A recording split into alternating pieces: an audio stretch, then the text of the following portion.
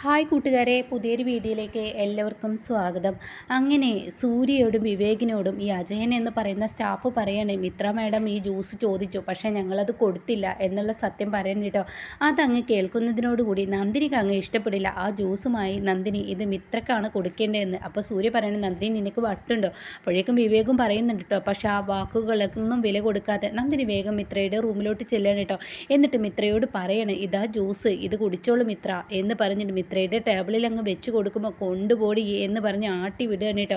നിൻ്റെ ഔദാര്യത്തിൽ കുടിക്കേണ്ട ജ്യൂസല്ല, എനിക്കത് ആവശ്യമില്ല എന്ന് പറഞ്ഞിട്ട് നന്ദിനി അവിടെ നിന്ന് ആട്ടി ഇറക്കുമ്പോൾ നാണം കെട്ട് നന്ദിനി മിത്രയുടെ മുന്നിൽ നിന്ന് പോവുകയാണ് കേട്ടോ. ഇതേ സമയം സൂര്യക്കും വിവേകിനും ഇവളെ എത്ര കിട്ടിയാലും പഠിക്കില്ല, ഇവളെന്താ ഇങ്ങനെ ആയിപ്പോയത് വിവേക് എന്ന് സൂര്യ പറയുന്നുണ്ട് കേട്ടോ. പിന്നീടാണെങ്കിലോ വിജയ് ആരും കാണാതെ ഇന്ദ്രജയ്ക്ക് വിളിക്കുകയാണ്. അങ്ങനെ ഇന്ദ്രജയോട് പറയുകയാണ്, അവളിവിടെ വല്ലാതെ കൈകാര്യം ചെയ്യാൻ നോക്കുകയാണ്, ഒരു സ്റ്റാഫും അവളെ തിരിഞ്ഞു നോക്കുന്നില്ല.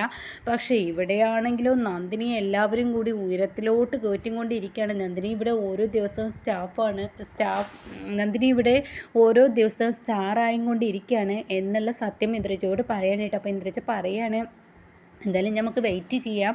ഏറ്റവും വലിയ ശത്രു ഈ പറയുന്ന മിത്രയാണ്. മിത്രയെ ആദ്യം അവിടെ നിന്ന് ഓടിക്കണം. അമ്മ എന്തുകൊണ്ടാണ് അവളെ കൊണ്ടുവന്നതെന്ന് മനസ്സിലാവുന്നില്ല. പക്ഷേ അതിലും പ്രശ്നമാണ് നന്ദിനി. പക്ഷേ ഇപ്പോൾ ആരുടെ കാര്യത്തിലും നിങ്ങൾ ഇടപെടാൻ പോകണ്ട, നിങ്ങൾ എന്തായാലും അവിടെ സൈലൻ്റ് ആയിരുന്നോ, അമ്മയുടെ നീക്കം തിരിച്ചറിയട്ടെ എന്ന് പറയാനേട്ടോ. ഇതേ സമയം നന്ദിനിയോട് വീണ്ടും സൂര്യ ആ ചെയറിലിരിക്കാൻ പറയാണ്. പക്ഷെ നന്ദിനി ഇരിക്കില്ല. അങ്ങനെ നന്ദിനിയാണെങ്കിലോ താൻ ചെയ്ത പണിയല്ലേ, തനിക്ക് ചെയ്ത ശീലമല്ലോ, അതുകൊണ്ട് തന്നെ ആ ടേബിളിൽ ഇരിക്കുന്ന വെള്ളം ബോട്ടിൽ അത് ഇതൊക്കെ ഇങ്ങനെ ക്ലീൻ ചെയ്യാൻ ശ്രമിക്കുകയാണ്. ആ സമയമാണ് വിജയ അങ്ങോട്ടേക്ക് കയറി വരുന്നത് കേട്ടോ. വിജയോട് ഇന്ദ്രജ പറഞ്ഞിട്ടുണ്ടാവും എങ്ങനെയെങ്കിലും ഇത്രയും അവിടെ നിന്ന് ഓടിക്കാനാണ് ശ്രമിക്കേണ്ടത്. നന്ദിനി പിന്നീടുള്ള കാര്യമല്ല, അവളെ നമുക്ക് എപ്പോൾ വേണമെങ്കിലും ഓടിക്കാമെന്നും പറയുന്നുണ്ട് കേട്ടോ. അങ്ങനെ ഈ സമയം സൂര്യയാണെങ്കിലോ, നീ എന്തോ പ്ലാൻ ചെയ്തിട്ടാണല്ലോ എൻ്റെ അളിയൻ ഇങ്ങോട്ടേക്ക് വരുന്നത്. ആർക്കാണ് വിളിച്ചത്? എൻ്റെ പെങ്ങൾക്കായിരിക്കില്ലേ? കുനിഷ്ടബുദ്ധി മാത്രമല്ല അറിയുള്ളൂ, അവൾക്കാണോ വിളിച്ചത് എന്ന് ചോദിക്കുന്നുണ്ട് കേട്ടോ. അയ്യോ അങ്ങനെയല്ല, സത്യത്തിൽ എൻ്റെ അളിയന് ഈ കമ്പനിയിൽ എന്ത് ജോലിയാണുള്ളത്, ഏത് ഡിപ്പാർട്ട്മെൻറ്റിലാണ് എൻ്റെ അളിയെ ഇരിക്കുന്നത്? അപ്പോൾ അത് കേൾക്കുന്നതിനോട് കൂടി എന്താ അളിയ ഇങ്ങനെയൊക്കെ ഒരു ചോദ്യം എന്നോട് ചോദിക്കുന്നത് എന്ന് വിജയ് പറയാനായിട്ട്. അപ്പോൾ വിവേകും പറയുന്നത് ശരിയല്ല, ചോദിച്ചു കഴിഞ്ഞാൽ എനിക്ക് സത്യത്തിൽ ഏത് പണിയാണ് ഈ അളിയനിക്കുള്ളത് എന്ന് ചോദിക്കുമ്പോൾ എന്താ ഇങ്ങനെയൊക്കെ പറഞ്ഞത്? അല്ല, എനിക്ക് ഇനിയിപ്പോൾ ഇവിടെ പണി വേണോ എന്നാണ് ഞാൻ ചിന്തിക്കുന്നത്. എൻ്റെ കുഞ്ഞളിയൻ ഇവിടെ ഇപ്പോൾ പണിയെടുക്കണമെന്നില്ല, വെറുതെ അങ്ങോട്ടും ഇങ്ങോട്ടും ഇങ്ങനെ നടക്കുന്ന ഓരോരുത്തരെ കാര്യങ്ങൾ ഇങ്ങനെ നോക്കി നടക്കുക എന്നല്ലാതെ ഒരു പണിയും ഇവിടെ ഡിപ്പാർട്ട്മെൻറ്റിൽ ഒരു ഡിപ്പാർട്ട്മെൻറ്റിൽ താനില്ലല്ലോ, അതുകൊണ്ട് തനിക്ക് വേണ്ട. അയ്യോ അളിയ എന്താ ഇങ്ങനെയൊക്കെ പറയുന്ന, അളിയ എൻ്റെ ജോലി കളയല്ലേ എന്നൊക്കെ വിജയ് പറയാൻ കേട്ടോ. ആ സമയം എന്നാൽ ശരി, ഞാൻ നിനക്കൊരു ജോലി തരാം എന്നിങ്ങനെ സൂര്യ പറയാം.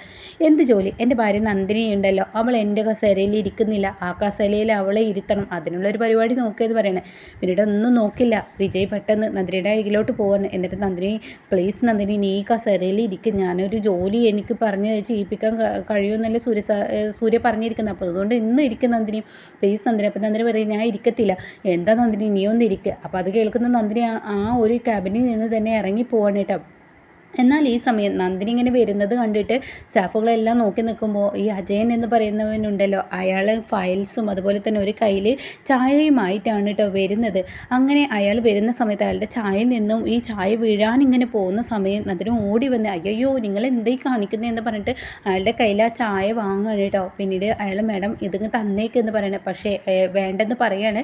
ഉടൻ തന്നെ അത് വേണ്ട, ഞാൻ കൊടുത്തോളാം എല്ലാ സ്റ്റാഫുകൾക്കും എന്ന് പറഞ്ഞിട്ട് നന്ദിനി തന്നെ എല്ലാവർക്കും കൊടുക്കണം കേട്ടോ. അപ്പോൾ ആ സ്റ്റാഫുകളെല്ലാം പരസ്പരം ഇങ്ങനെ പറയുന്നുണ്ട്, വല്ലാത്തൊരു അത്ഭുതം തന്നെയാണല്ലോ ഇത്, ഒരു മുതലാളി, ഇത്രയും വലിയൊരു കമ്പനി മുതലാളിയുടെ ഭാര്യയാണ് ഇവർ, എന്നിട്ട് ഇവർക്ക് ആ അഹങ്കാരം പോലും ഇല്ല. അപ്പോൾ സത്യം പറയുകയാണെന്ന് വെച്ചാൽ ഇവരല്ലേ ഇവിടുത്തെ മുതലാളി എന്ന് പറയാം, എന്നിട്ട് ആ അഹങ്കാരം പോലും കാണിക്കാതെ ഒരു സ്റ്റാഫുകളേക്കാൾ താഴ്ന്ന നിലയിൽ നിന്ന് എല്ലാവർക്കും ചായ സ്റ്റാഫുകൾക്ക് തരുന്ന ഇങ്ങനെ ഒരാളെ എവിടെയും കണ്ടിട്ടില്ല.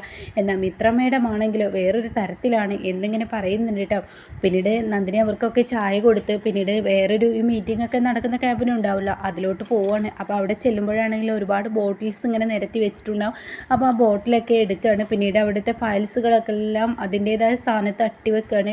എന്നതിന് ശേഷം നന്ദിനിയെ അവിടേക്ക് തുടച്ച് ക്ലീൻ ചെയ്യുന്നത് കണ്ട് സ്റ്റാഫുകളെല്ലാം വിൻഡോയിലൂടെ നോക്കുകയാണ് കേട്ടോ. ഇഷ്ര, ഇതെവിടെയും കാണാത്ത ഒരു കാട്ടിലാണല്ലോ ഇത്രയും പണമുണ്ടായിട്ടും ആ പണത്തിൻ്റെ അഹങ്കാരം കാണിക്കാതെ, അവർക്ക് ഇത്രയും വലിയൊരു പോസ്റ്റ് കിട്ടിയിട്ടും ആ പോസ്റ്റിൻ്റെ അഹങ്കാരം കാണിക്കാതെ, സ്റ്റാഫുകൾക്കിടയിൽ അതൊന്നും കാണിക്കാതെ നമ്മളെപ്പോലെ തന്നെ എന്ത് നല്ല രീതിയിലാണ് പെരുമാറുന്നത് എന്നിങ്ങനെ പറയുന്നുണ്ട് കേട്ടോ.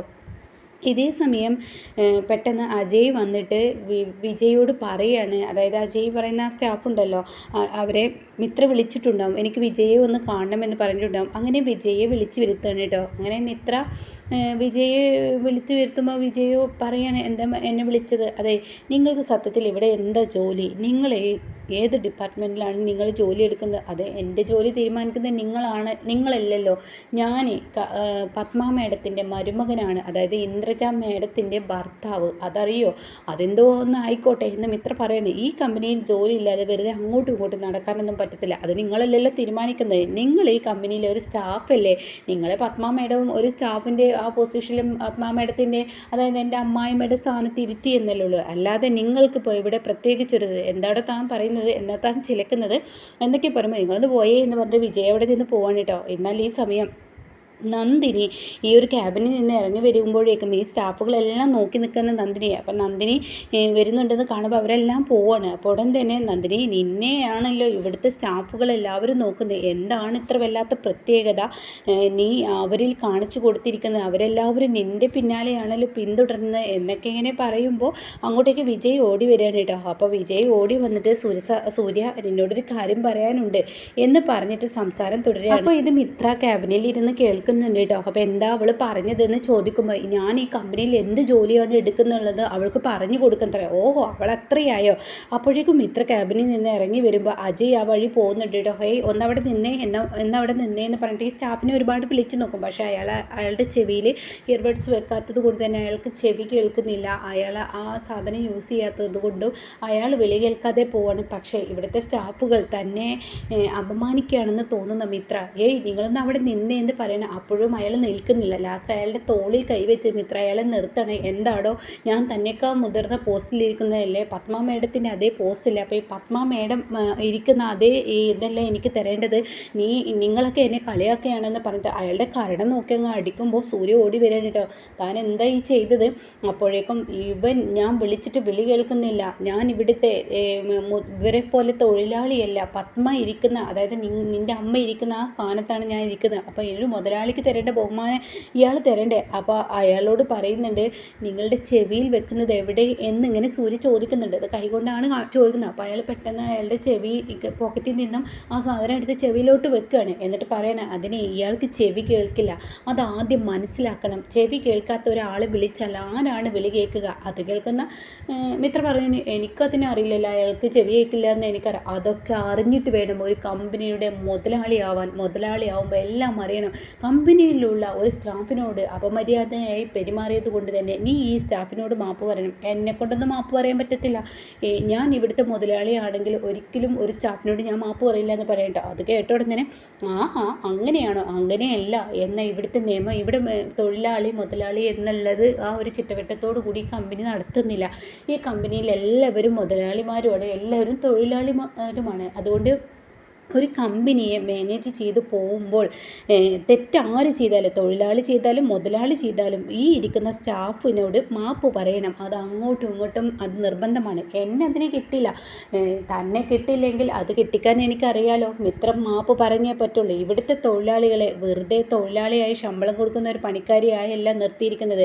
ഈ കമ്പനി ഇന്ന് വളർന്നിട്ടുണ്ടെങ്കിൽ ഇവരുടെ ഗുണം കൊണ്ടാണ്. അതുകൊണ്ട് ഇവരുടെ ഇടയിൽ ഒരു തൊഴിലാളിയെ തൊട്ട് തീർച്ചയായും പ്രതികരിക്കും ഇവരെന്ന് പറയണേട്ടോ. അങ്ങനെ ഈ സമയം തീർച്ചയായും ഞങ്ങൾ പ്രതികരിക്കും എന്ന് അവർ പറയുന്നുണ്ട് കേട്ടോ. ഇതങ്ങ് കേൾക്കുന്നതിനോടുകൂടി ഉടൻ തന്നെ പറയണേ, എന്തിനാ ഇവിടെ വെറുതെ ഒരു പ്രശ്നം ഉണ്ടാക്കുന്നത്? നീ ഇവരെ ഓരോന്ന് പറഞ്ഞ് എരിപിരി കയറ്റണ്ട. അപ്പോഴേക്കും തൊഴിലാളികൾ പറയണം, ഞങ്ങളോട് മാപ്പ് പറയണം, ഞങ്ങളോട് മാപ്പ് പറയണമെന്ന് മിത്രയോട് ആവശ്യപ്പെടണം. അപ്പം മിത്ര പറയണം, ഞാൻ പറയത്തില്ല. എന്നാൽ ശരി, ഞങ്ങൾക്കറിയാം ഈ കമ്പനി ഞങ്ങൾ അടച്ചുപൂട്ടും, അതുകൊണ്ട് ഞങ്ങൾ എല്ലാവരും സമരത്തിലാണെന്ന് പറഞ്ഞിട്ട് അവിടെ നിന്ന് പോകുമ്പോൾ നിങ്ങൾ സമരം ചെയ്യുക, എന്താ ചെയ്തോ. ഇവിടെ ഞാൻ പറഞ്ഞാൽ കേൾക്കാത്ത തൊഴിലാളികൾ ഇവിടെ വേണ്ട, അതുകൊണ്ട് ഒന്നടക്കം പോയാലും എനിക്ക് പ്രശ്നമില്ല എന്ന് മിത്ര പറയാണ് കേട്ടോ. പക്ഷേ ഇനി പത്മ മിത്രയെ കഴുത്തിന് പിടിക്കുന്ന കിടുക്കൻ രംഗമാണ് കേട്ടോ.